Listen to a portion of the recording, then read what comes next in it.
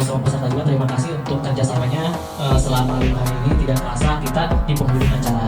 Nah, untuk pesan yang saya alami selama pelatihan itu mungkin sangat banyak ilmu yang saya dapatkan. Khususnya saya sendiri kan laki-laki ya, jadi kayak baru terbuka pikiran khususnya untuk konseling menyusui. Yang tadinya orang lapangan seperti apa di posyandu, sekarang kita jadi bisa tahu oh seperti ini, oh seperti ini. Jadi itu kesan yang saya dapatkan di sini. Dan untuk pesannya mungkin lebih khususnya untuk Kabupaten Lebak lebih banyak lagi untuk pelatihan khususnya dengan orang lapangan seperti bidan atau gizi, supaya membuka wawasan kita supaya lebih banyak lagi tahu.